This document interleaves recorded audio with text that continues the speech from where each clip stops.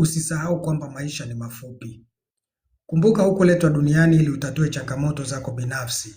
Tumesoma habari ya tajiri aliyewaza kujilimbikizia mali, akasahau kwamba anaweza kuondoka duniani ghafla na kujikuta amewafanyia kazi wengine, huku akiwa amesahau maisha yake ya milele baada ya kifo. Baraka zilipoongezeka, hakuwa na mpango wowote wa kugusa maisha ya wahitaji, bali alikuwa mchoyo na mbinafsi anayejiwazia yeye mwenyewe. Tunasoma neno likituambia kwamba alijisemea moyoni kwamba nifanyeje baada ya kuona mafanikio yangu, baada ya kuona pesa zimeongezeka, baada ya kuona mazao yameongezeka, nifanyeje? Akasema maana sina pa kuyaweka akiba mavuno yangu. Akasema nitafanya hivi, nitavunja ghala zangu, nijenge nyingine kubwa zaidi, na humo nitaweka nafaka yangu yote na vitu vyangu. Kisha nitajiambia, nafsi yangu, una vitu vyema vingi ulivyojiwekea akiba kwa miaka mingi. Pumzika basi, ule unywe, ufurahi. Lakini Mungu akamwambia, mpumbavu wewe, usiku huu leo nataka roho yako, na vitu ulivyojiwekea tayari vitakuwa vya nani? Ndivyo alivyo mtu ajiwekea nafsi yake akiba, asijitajirishe kwa Mungu. Tunajifunza hapa jinsi ambavyo huyu mtu alikuwa na maisha ya kujiwazia yeye tu. Alisahau kwamba kuna siku ataondoka duniani. Na haya ni mambo ya muhimu sana ya kuzingatia katika maisha yetu. Kuna mambo mengi ya kuzingatia hapo, kwamba usisahau kwamba hukuomba uje duniani. Kuna aliyekuleta ili utimize kusudi lake. Umejikuta tu huko duniani. Kwa hiyo usisahau kwamba huku apply kwamba naomba na mimi nizaliwe kupitia familia fulani niwe duniani. Kuna aliyekuleta hapa ambaye ana kazi yake maalum. Na pia usiishi duniani huku hapa duniani ili ule. Unakula ili uishi. Huishi ili ule. Unakula ili uishi na kutimiza kusudi la huyo aliyekuleta hapa. Usisahau hicho kitu. Na ndio maana kuna siku akiamua anakuchukua bila hata taarifa, wala hakujulishi, kwa sababu yeye ndiye anajua kwa nini alikuleta hapa. Usisahau kwamba sisi tuwapitaji na wenyeji wetu huko mbinguni. Usiishi kama mwenyeji hapa duniani. Ishi kama mgeni au msafiri. Ishi kama mtu ambaye unajua uko kwa muda hapa, lakini unaenda mahali fulani. Usisahau kwamba unaweza kuvunwa wakati wowote na kujikuta umeacha mirathi tu, umeachia watu wengine, wanaanza kugombana, wanaanza kupambana, wewe hujanufaika chochote kwa sababu hukuwekeza chochote kwa ajili ya huko unakokwenda. Hutakaa kwenye nyumba ya mtu huko unakokwenda. Hutakaa kwenye taabu ya mwingine. Kile ulichokifanya hapa ndicho kitadetermine kwamba wewe huko ukakae wapi na ukaishije. Na unaweza ukaenda ukakaa mbinguni, lakini ukajikuta umekaa maisha ya chini, maana neno la Mungu linatuambia kuna watu wataokolewa lakini ni kama kwa moto. Yaani wako kule lakini ni watu ambao wako hali ya kawaida sana, wakati walitakuwa wako mbele, kwa sababu wamekuwa wakiabudu kila siku, wanaenda kumwabudu Mungu na kumtumikia Mungu. Kwa hiyo unahitajika uwekeze kwa ajili ya maisha yako yajayo.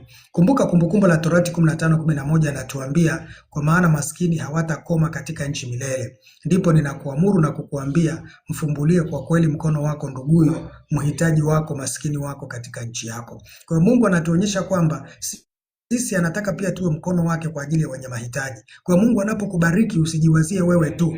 Tafakari kwamba utamgusa nani mwenye shida fulani. Wenzetu kipindi cha Biblia, mtu akivuna mavuno yake alikuwa anatakiwa abakize mengine, ili watu wenye shida, walio na changamoto za maisha, waje waokote angalau mahindi yaliyobaki, waokote angalau mazao yaliyobaki. Lakini leo hii tunavuna yote, na wala hatuwazi jirani anayelala njaa, hatuwazi kwamba kuna mtu fulani ambaye tunapaswa kugusa maisha yake. Tukumbuke kwamba neno la Mungu linatuonya hata kwenye Mathayo kwamba nilikuwa uchi kunipa mavazi, nilikuwa mgonjwa kuja kunitazama, nilikuwa kifungoni kuja kunitazama. Haya ni mafundisho yanayotuonyesha, akasema kwamba wote hamko ambao kunifanyia haya mko mkono wa kushoto, muende katika moto wa milele. Kwa hiyo tusipoangalia tukajali kiroho tu, tukasahau kwamba Mungu anatutumia sisi kugusa maisha ya wahitaji, tutaweza kuingia kwenye tatizo kubwa sana.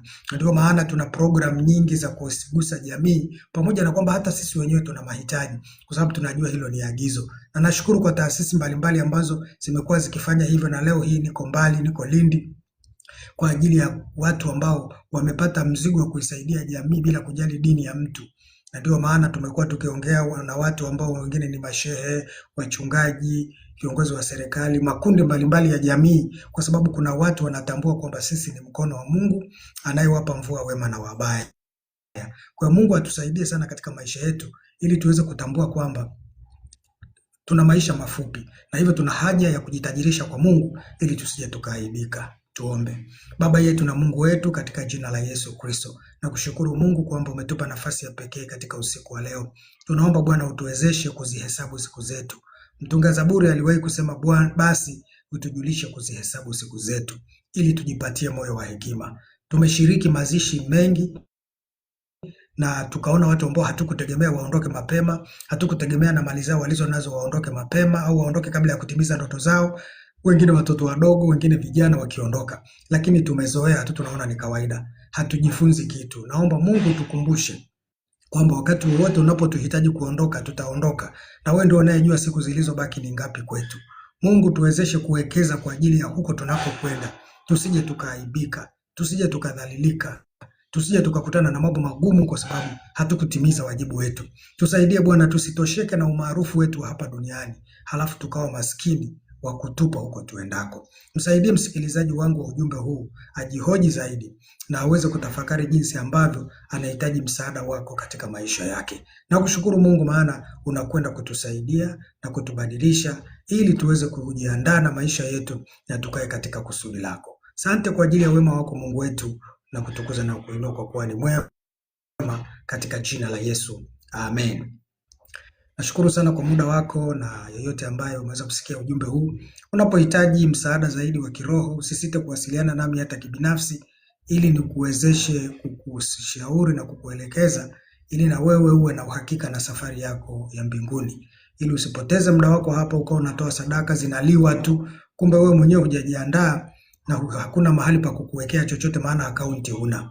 Huwezi kwenda benki tu kaweka pesa kwenye akaunti kwambia niingizie wakati huna akaunti. Kwa Mungu akusaidie usajiliwe na uweze kuhakikisha kwamba chochote unachofanya hapa kina mahali pa kuwekwa kumbukumbu, ili siku ile ukapate thawabu. Mungu akubariki sana, uwe na usiku mwema.